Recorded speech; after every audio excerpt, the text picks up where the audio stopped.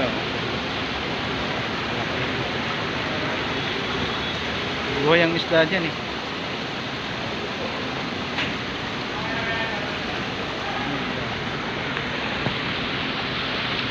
Mamulog. Libre kape dyan. Kape tayo. Saan dyan? PCO. Libre dyan? PCO. Sa may discharge. Baka na kaya? Ito tayo, pasyalan natin mga yung ano. Tara. Pasyalan natin yung area. Tutulong ko sa inyo yung ano. Yan yung opisina, may opisina kami dyan.